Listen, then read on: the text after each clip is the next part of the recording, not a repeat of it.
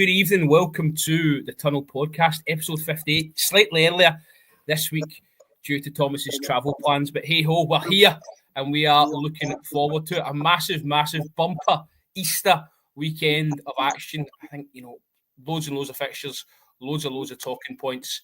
Tom, how are we doing? Yeah, I'm right, man.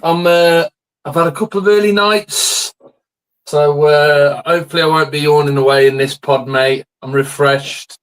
I'm up for the chat, and I'm up for the footy this weekend for sure. It feels like it's going to go a long way to deciding a lot of teams' fate, doesn't it? So it's going to be action packed for sure, man. Listen, should announce here, we are doing a watch along tomorrow. Not tomorrow, sorry, I'm getting ahead of myself because I think it's Thursday. Friday, Good Friday. Coventry versus West Brom, a huge game in that race. The top six will be live on TikTok. Watch along. We'll see Tom squirm and shift and shout and all the good stuff as that game goes out live. So do join us for that, please. Look, let's start because award season is, it's official, it's open. Baggies had their award season on Monday night. Hegem and Fellows picking up the awards there. So congratulations to those two. Do you think that was the right call? Yeah, 100%, mate. I think, like I said to you in the last pod, we did signs of the season, and obviously I included Hegem. He's just been absolutely fantastic for us, and the players agree. He won the Players Award, and the fans agree as well. So he cleaned up, and then Tom Fellows got Young Player of the Season, which it could only really be him as well. So absolutely. You called that actually with Hegem. You said you felt he was going to get the players and the fans. You called that earlier. Yeah, man. It's like I said. Watched. I'd like to think I've watched at least kind of 85% of Albion's game this season, and every time I've seen him, man, he's just impressed me. He's been top class for us, and the fact we only paid £500,000 for him, absolute bargain. So I'm just hoping we can at least keep hold of him for one more season, because I definitely feel like he's probably got it what it takes to make the step up. So, much deserved. Him getting those two, and Tom Fellows as well. Yeah, I think Hegel will be there next year, barring a crazy bid, and pairing up with Kyle Bartlett again. I see he's signing a new 2-year deal before we came on here as well. So, that centre back pairing could go on for another kind of campaign. Okay, let's speak about the big awards. The manager of the season, the player of the season, young player of the season, and the Sky Bet Championship. All these came out. It was a really strange time this one. That post went out about 7 a.m, 6:30. It was really early doors. So someone was up, couldn't wait, and posted those as we climbed out of bed. So if you haven't seen it, there's no shock, is there, for the manager of the season? It's Daniel Farke, Chris Wilder, Scott Parker, and Regis Labrise. Now, I can see you squirming early doors. I just want to get this off my chest, if you'll allow me. I find these awards, they're great, right? I love them. I think the awards ceremonies themselves are needed. It's right that these people should be recognised, but recognise them when every ball has been kicked. There's still stuff to play for here. I'm sure you'll come on to it in terms of other guys being nominated, but I don't understand why they do them when the season is still ongoing. The season hasn't been concluded. If you get on April 27th when these awards go out, and whoever's named manager of the season, they may not actually go up. There's a chance of that, isn't there? So that's my gripe. Do it when the balls are put away, and we know who's gone up, we know who's went down, we know who's won the playoffs, and they'll probably argue about scheduling and finding time in the calendar. Yeah, I just think it gives it more credence if it's done when everything's complete. Yeah, I agree 100%, mate. I think, look, it's obviously going to come down to, like you said, scheduling. I think, once the season's done and dusted, once the playoffs are out the way with players, managers, it's all strict deadlines, isn't it? How much time they've got then to go and have their holidays, and then they've got to get back and they've got to get straight back into it. So, to be fair to the EFL, it probably comes down to that, in that there's no other time for them to squeeze it in. But you're right, it doesn't make sense to have it before the season ends, especially when we're talking about the Championship, League One and League Two. There's so much still at stake normally till the very last game of the season. So there's still so much that can still be decided. So it does come across a bit odd, and I wouldn't be surprised if you spoke to someone from the AFL and they'd prefer to have it the way that you're suggesting, have it at the end of the season when everything's done and dusted.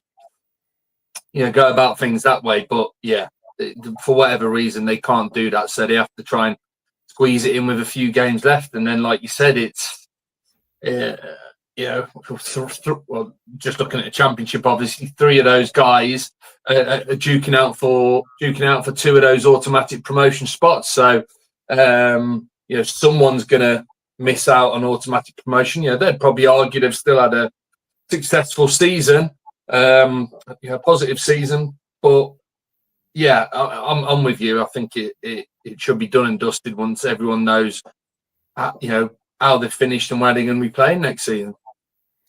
Yeah, look, I think it adds another element then, because as you say there, Wilder, Farker, and Parker, they all seem to rhyme in that wee trio, didn't they? Farker, Wilder, and Parker. How do you separate them when they're so tightly poised at the top of the table? If no one's won the title, which you'd imagine maybe won't have happened by the 27th, then how do you give them that award? Are you looking elsewhere? Are you looking maybe at that defensive record that Scott Parker that sets them aside from the other two? Farker, he's ensured that the Leeds are, they remain in the mix for the automatic promotion and the title over the last couple of weekends. Labris, he's taken Sunderland from 16th place last season to obviously, cemented in 4th for a long, long time. Burnley, we've mentioned that defence, that's been masterminded by obviously Scott Parker. And then you've got Wilder. He's got the blades firing after last season's relegation as well. So how do you separate them? Talk us through just those 4 at the minute for you, and then we'll move on to maybe uphill that have been omitted. But talk about the 4 that have been nominated and where you see it, maybe how it's been split. Yeah, look, I'll give you my opinion on it. I think there's one obvious winner there, in my opinion, and it's Regis Labris at Sunderland. I honestly just think that what he's done, considering, like you said, where they were last season, considering the guy himself hasn't got any experience managing in the Championship. He's inherited a really youthful Sunderland team, hasn't spent as much money as the rest of those 3 in the category with him.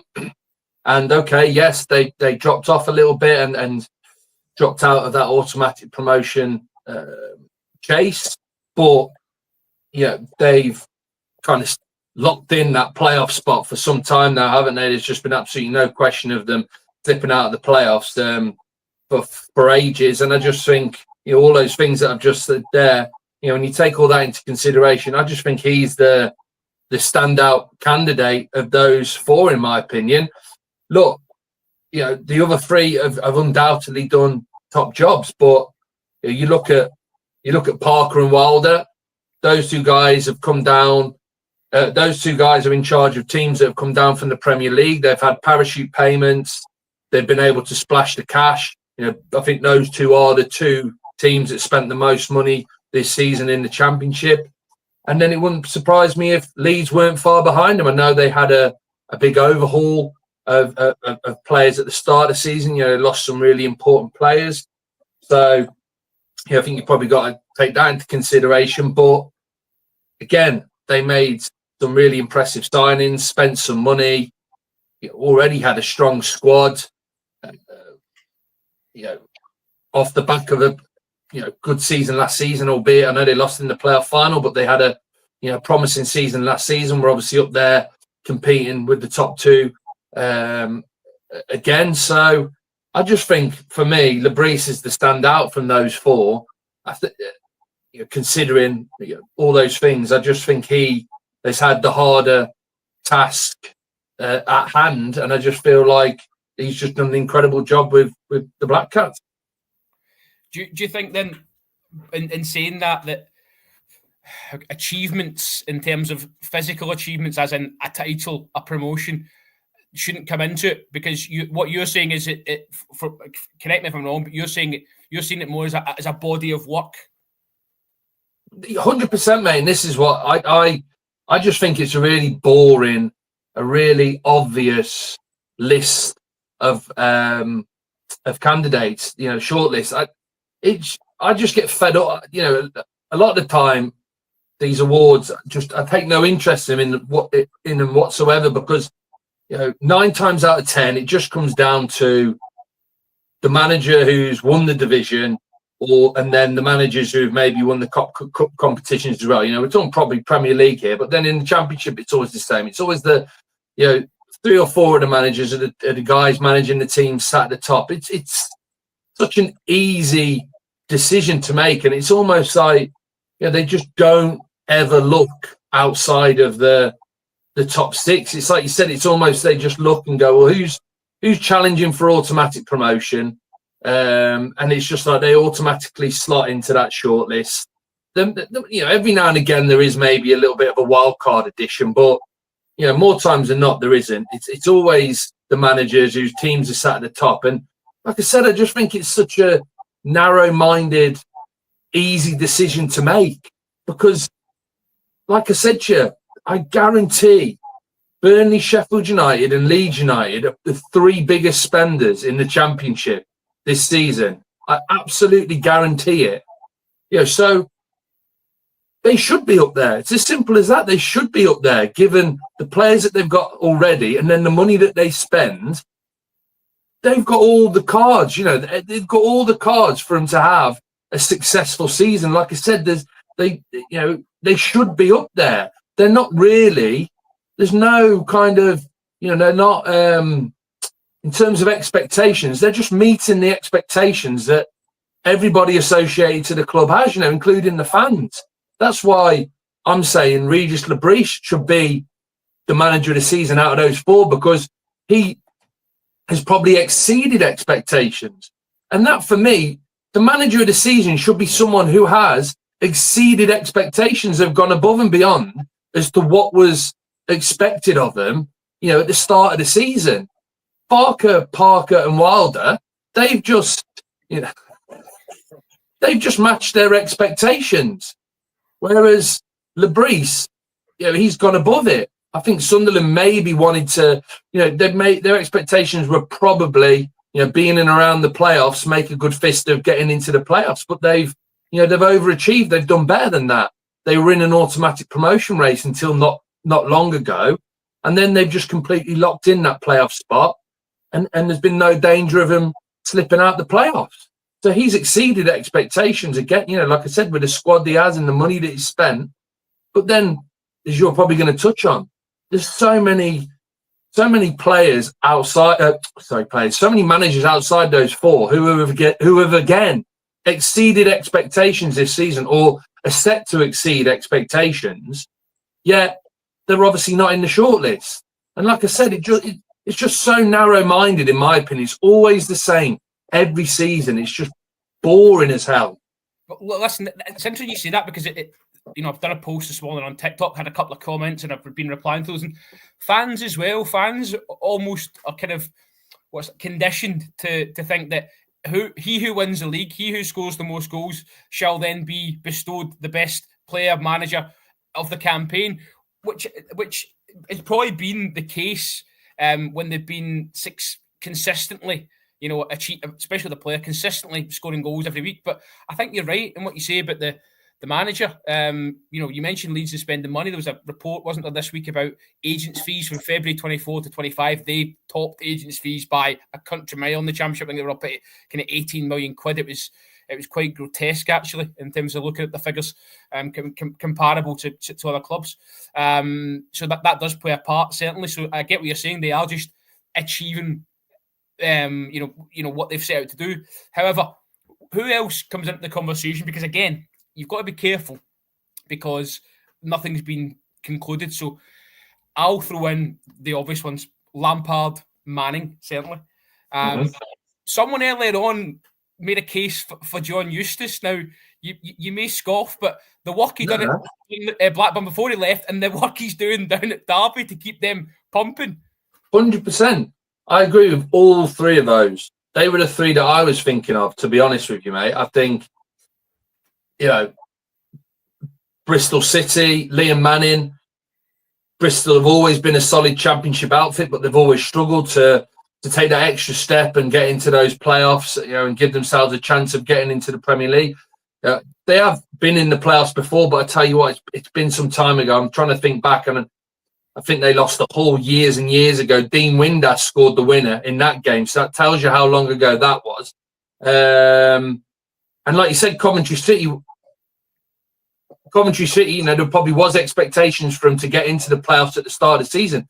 But given the circumstances, Lampard, when he came in and when he took over and where they were and that crazy run he's gone on to get him into the playoffs, 100% he should be in the conversation. It's ridiculous that, look,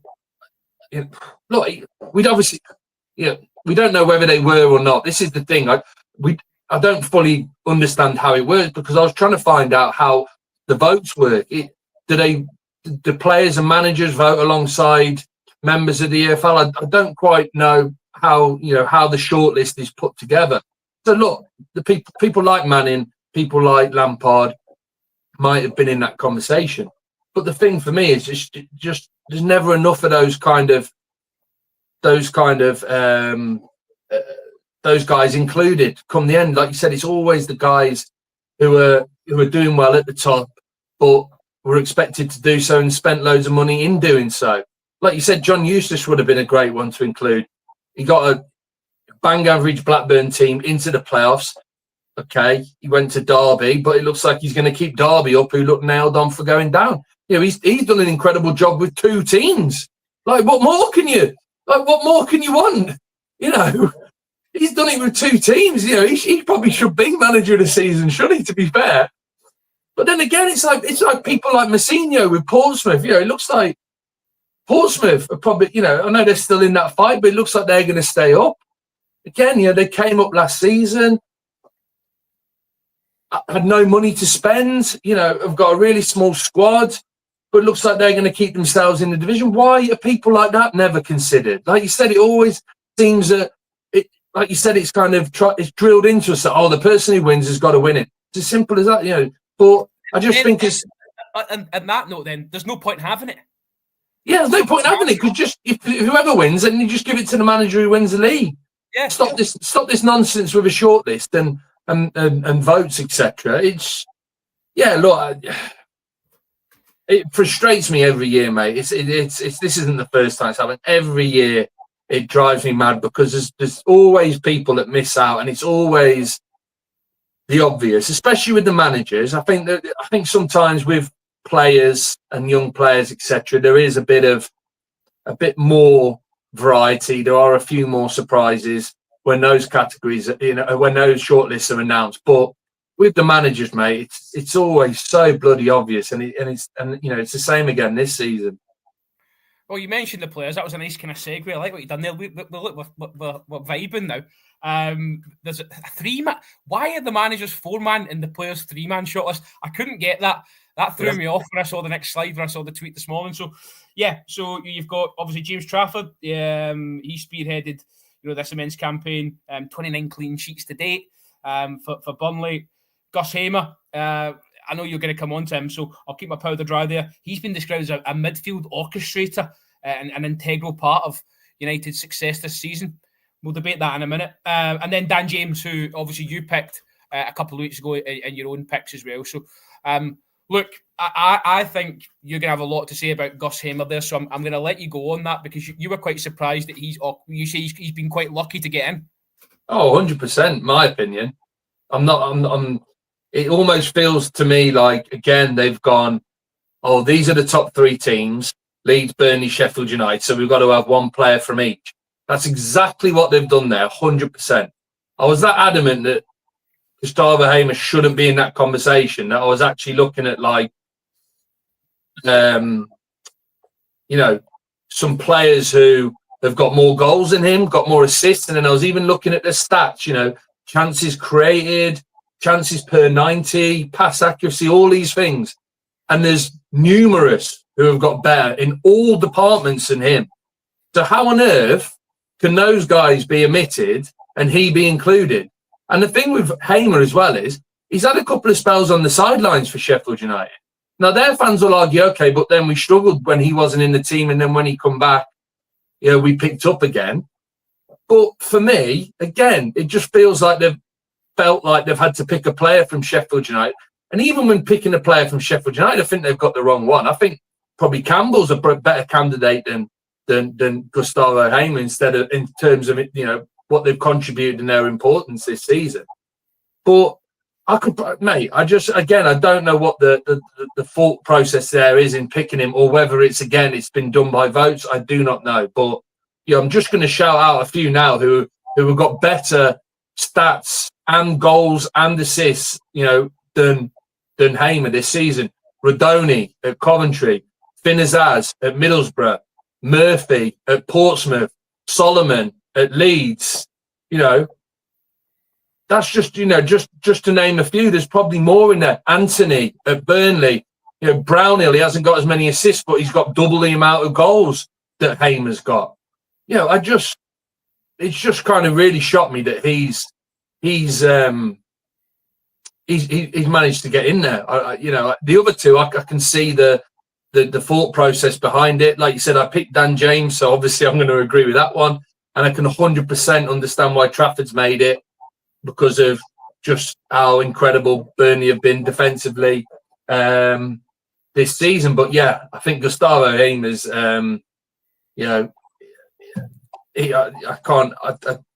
look, he's a top player, absolutely top player. And I love him. I love watching him. I think he's a great, exciting player to watch. I definitely think he's a player who could probably make the step up to the Premier League. He's got the ability. But like I said, you don't have to look too hard to realise that there's players who perform better than him over the course of the season. So how has he got the nod over them? It feels to me that he's only got the nod because they had to pick someone from Sheffield United, and he's one of their better players. I think you make a great point, especially with the first two, Rodoni and Finazaz. Their numbers have been absolutely incredible and pivotal as well to keeping the clubs in and around it. So, look, I called this when we done our picks. I think James Trafford will get the nod purely because, I'm not saying he specifically has been the best player, but just the record and stuff. And I think you give it to the goalie because it's easier than picking one out of a back four or 5 or 6 players that have played. And that's thing, it's an easier options. I think he will get the award, but that doesn't necessarily make it right. Well, yeah, I was just going to jump in there and just say, because obviously Parker's one of Burnley's achievements, especially their defensive achievements, does need to be recognised. Parker, Trafford, and Egan Riley is obviously up for Young Player of the season as well. So, yeah, one of those three has got to win one of those awards because it's record breaking. It's as simple as that. And I'll be honest with you, mate. It's probably one of those records. It's going to be a hell of a long time before it's ever beaten again. If ever, it's that crazy. Again, this is when we're saying that it's not getting talked about enough. They're not getting enough credit given to them. This record defensively that they're going to... He froze there. Hello? Yeah, you're back. There you go. I'm back? Yeah. I was just saying this record that they've set this season is just absolutely phenomenal. So it needs to be recognised. And like I said, one of those three needs to win one of those awards for sure, because it is definitely deserving. Defensively, they've just been immense. And like I said, I can't see anyone repeating what they've done this season. Look, you've mentioned again the young player of the year. So you mentioned Egan Riley. He's in there with Joe Bellingham and Shea Charles. Look, I don't want to be controversial, but this might be controversial. I get that Joe Bellingham is a talent, but from what I've seen this season, I don't think he's stood out. I think he's underperformed. I don't know if he would agree with what I'm saying here, but I think he's the potential certainly there. But there's been other players that seem to have outshone him in the division. You've mentioned a couple just there. So, well, mate, there's other players at Sunderland who have outshone him who are young. Trey Hume, we've spoke about in the past. He should have got the nod ahead of Bellingham. again, it just seems when they're dishing out these awards, a lot of it just seems very short-sighted, and it's almost like they succumb to pressure, not from fans, because I think the majority of fans will agree with us in terms of what we're saying here. But again, look, Bellingham, top player, top player. He'll play at the very top like his brother. Undeniable talent, etc., etc. But you're right, he hasn't had a consistently stellar season. There's been times where he has been fantastic for him, but week in, week out, again, there's been better. And like I said, Sunderland fans themselves would tell you that there's youngsters within their team who probably deserve the nod over Bellingham. I think Egan Riley deserves to be in there because of what we've just spoke about, and Bernie's achievements in defence and him being a massive part of that. But then again, Shea Charles, a controversial one again, in my opinion. Top player. I think he's done a fantastic job at Sheffield Wednesday. He's easily been their best player for sure. But again, I bet you it wouldn't take you long to just have a look at some of the stats, goals, assists, contributions, chances created, etc., and find two better than Bellingham and Shea Charles. I guarantee it. Well, like I just said there, Radoni, I'm sure Radoni's, similar kind of age, similar age to those guys. He can't be much older than the likes of Bellingham and Shea Charles. Hello? Oh, you've stopped. Oh no, I thought I was froze again. I'm just trying to just quickly. I'm just having a little look here as to some of the names, who potentially, could be in there. Like it's a shame Ben Doak got injured, because I definitely think he would have been in with a shout. You froze now. Hello? Oh no.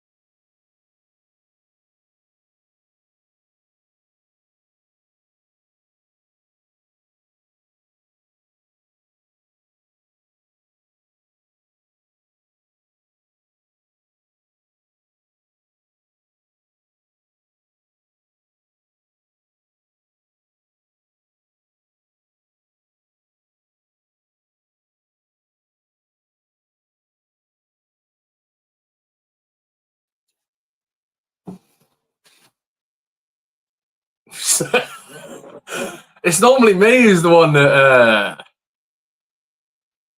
Here we go. Hey! Mate, oh dear. Mate, it's normally me that's the one causing issues. Honestly, listen, like that's because we've come on at a different time. The house is pulling on. Got laptops running. I don't know, PlayStation running. Anyway, I'm back. It's saying it would not let me get back on the laptop. Okay, so after I don't know 8 minutes of silence, we were talking young player. You were talking Joe Bellingham, from what I remember. And just kind of, I mean, is there anyone? I wanted to say to you, Tom Fellows. You know, we spoke about him earlier on. Is he unlucky to not be in this list? Yeah, a little bit maybe. The problem with Fellows is that he did have a tail off, for a good bit of time, to be honest. So that's probably what's let him down. If he'd not had that little drop off in form, I think he'd definitely be on that list. Considering he's got the most assists so far this season. Again, I'd have to double check what the age category is in terms of how old you have to be and below it to be shortlisted. But again, I know Jack Madoni's a young lad. Again, I'd say, well, if he's in that, if he's able to be included within that category, why he hasn't? He's had a fantastic season for Coventry. And I think I was saying just before I got cut off short, it was a shame. I think Ben Doak obviously getting his injury at Borough, because I definitely think if he hadn't had that and he'd carried on, he would have been in that conversation. Look, again, I don't think that one. Look, I don't want to harp on too much about that one, because I do think Bellingham and Charles have had good seasons, and I think the difference in that category is that I think there probably isn't as many others who should be in contention, so to speak. But I feel with the senior player one, I think there's a lot of other players who should have been in contention that should have got the nod, especially over Gus Hamer. So, but yeah, it'd be interesting to see who gets that young player one, because obviously, Shea Charles, it'll be interesting to see if they give it to him, because obviously Sheffield Wednesday have had, it's going to turn out they've had an average season, aren't they? They're going to finish smack bang mid-table by the looks of things. So it'll be interesting to see if he gets the award. But again, I feel it'd be a travesty if Egan Riley doesn't win that, considering who he's up against and considering what he's done in that Burnley team this season. I'm going to put my money where my mouth is, and I'm going to say it's going to be a Burnley clean sweep. Manager, player, young player, I think they're going to get a lot. I think it makes it easy for the EFL to kind of not hide behind the achievement, but promote the achievement, and I think all three will win the award. That's you've heard it right here on 16th of April, 2 weeks kind of before. I'm gonna. Oh, I don't know. I think you might be right, to be honest with you, mate. Honestly, I think. Now go against me. Come on, let's debate. The thing is, I'll be surprised if they did go.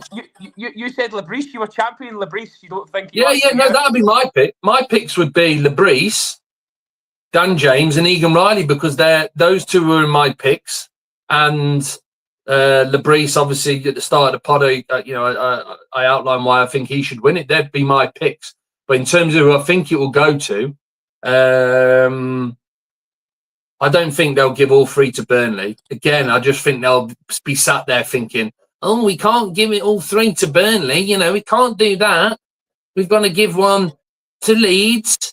We've got to give one to Burnley, and we've got to give one to Sheffield United. That's how we got to do it, because they're the top three teams sat at the top of the division. It wouldn't be surprised me if that's their thought process, mate, to be honest with you. So, okay, let's kind of draw a line under that, because we lost about 8 or 9 minutes with internet issues. So I'm still not convinced that they're fixed. You keep having a spinning wheel on my screen. So we'll try and move on. Look, a couple of weird managerial stories that have broke this week. Graham Bailey tweeted about a potential return to Cardiff for the last 4 games for Neil Warnock.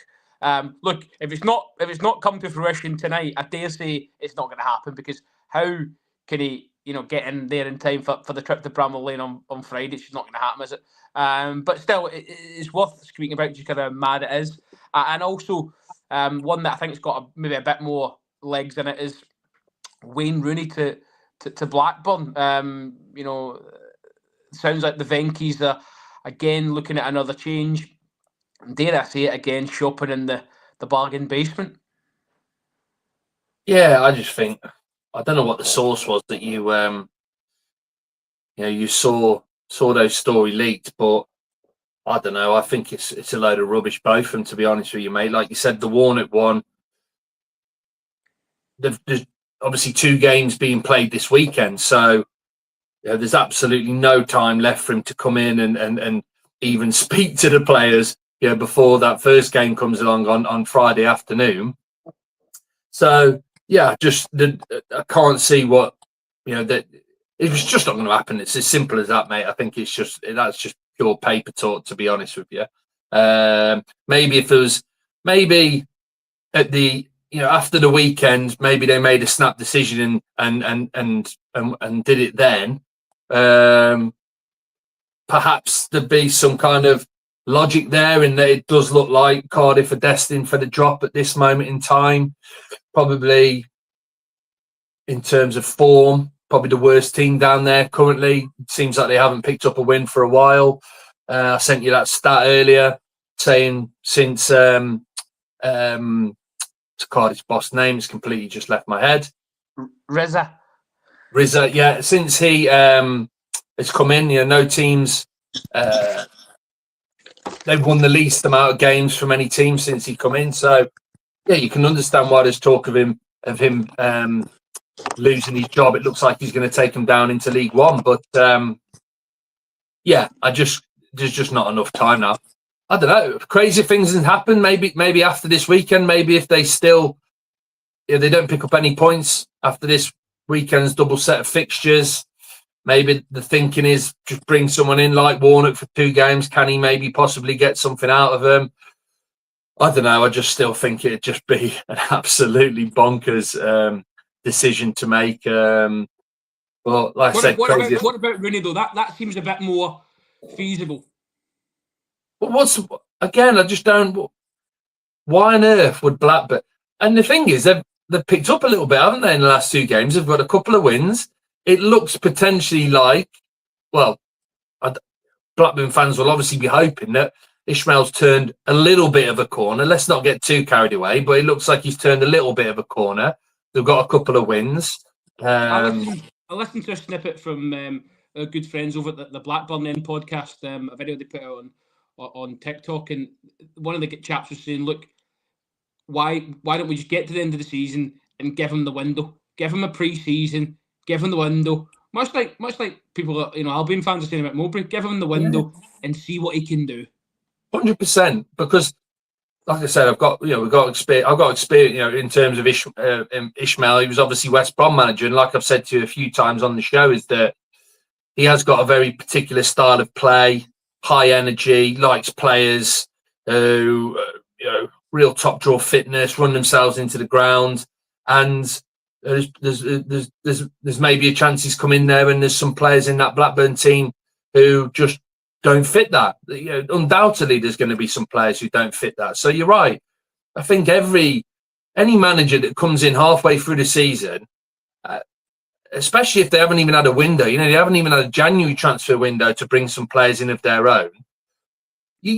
How unfair is that to get rid of them, unless they've been absolutely astronomically bad, which Ishmael probably was on that path bar a couple of weeks ago. They've obviously got a couple of results of late.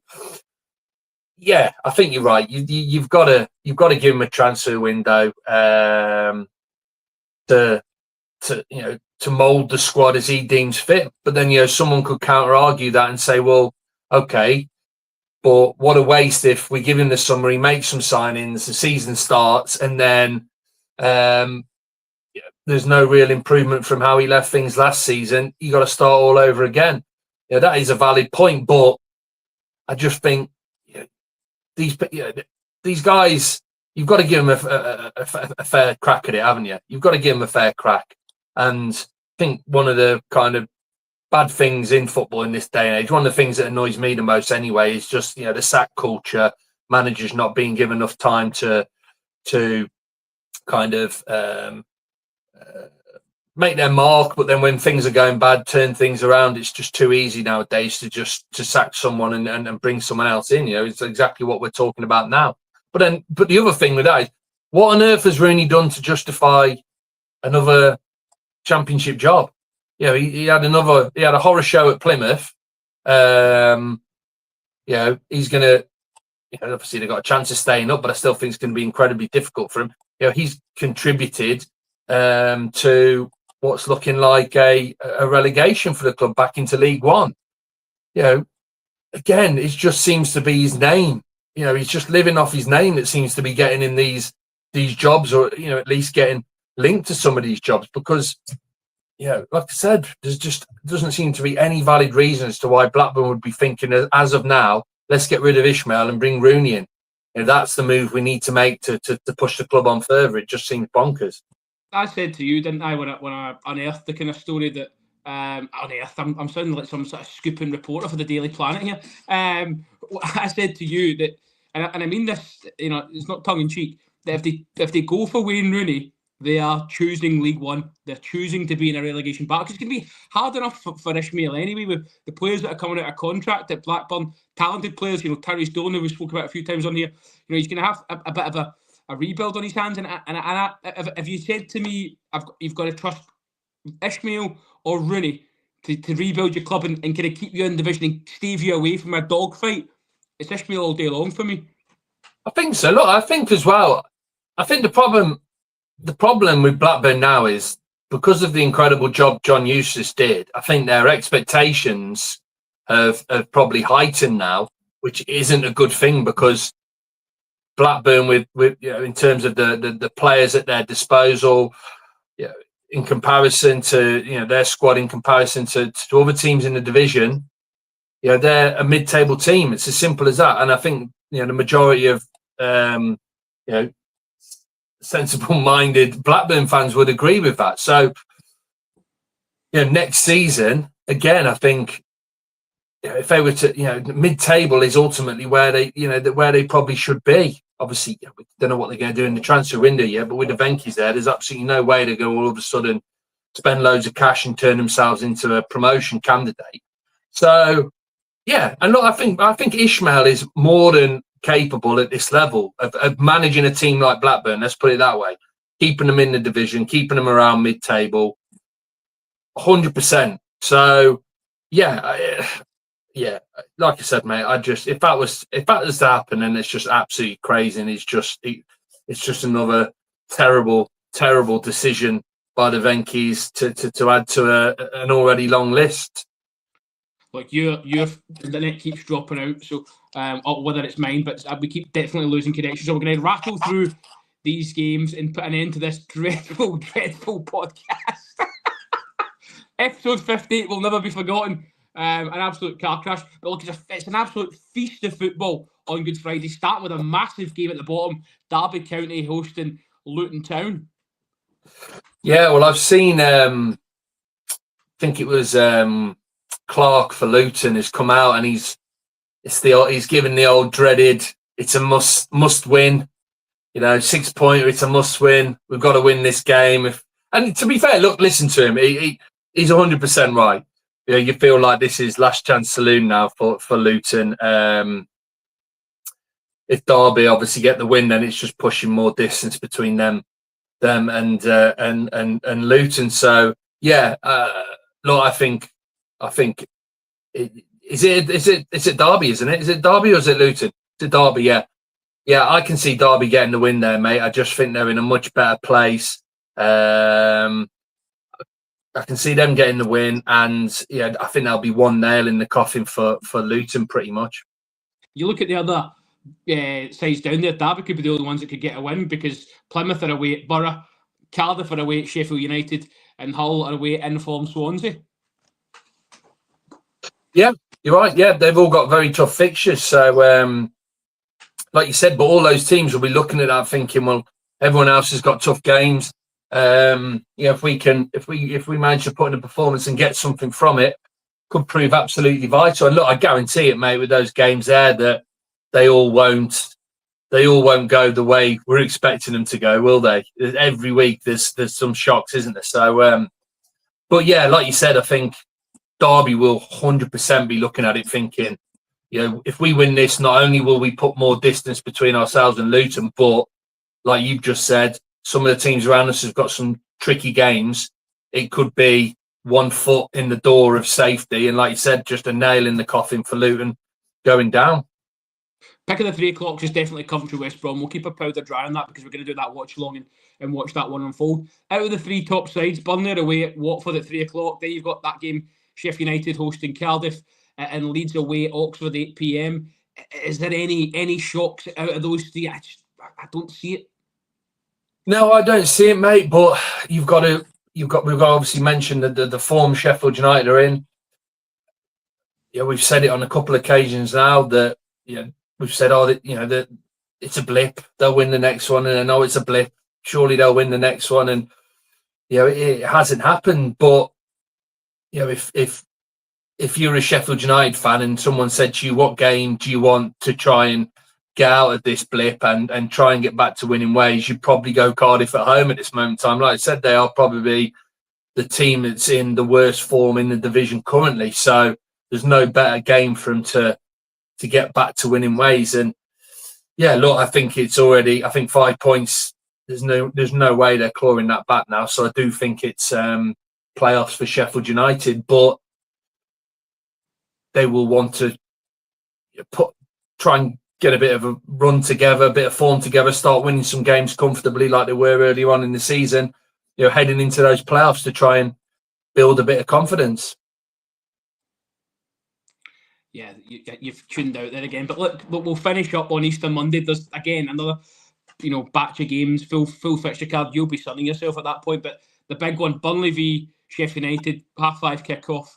That could, depending on how, if Watford can do them a favour at the weekend, then Sheffield United could get themselves back in. Or if not, they might put a bit of pressure on Burnley going into the last 2 games. Which, whether it's 5 points, 2 points, 3 points, it's still got a lot riding on it.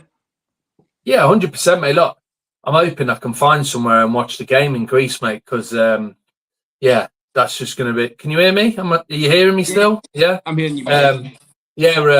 I'm hoping I can find somewhere to watch that because, like you said, it's going to be mega. I think both teams are going to pick up 3 points this weekend. But then, like you said, Watford at their place, you never know. They are capable of getting a result against Burnley on their day. They can give anyone a game. So yeah, if Burnley were to drop points, that's going to be an absolutely cracking game. And like you said, if both teams win and that 5 point gap is still there, then Sheffield United, it's last chance saloon, isn't it? They've got to win to, like you said, close the gap and try and apply at least a little bit of pressure on Burnley going into those final 2 matches. Look, it's down to you now to end this podcast. It can't be any more car crash. Do you know what's happened here? I've just, the penny's dropped. I didn't introduce it as the greatest podcast in the world, and that's why we've jinxed it, and that's why it's went to shit.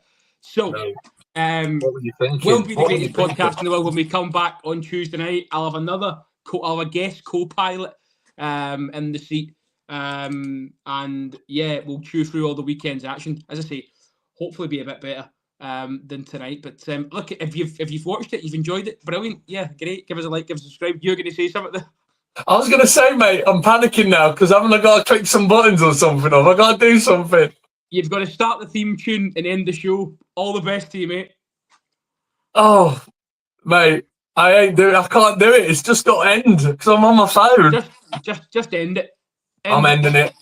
See you later, dude. What a show.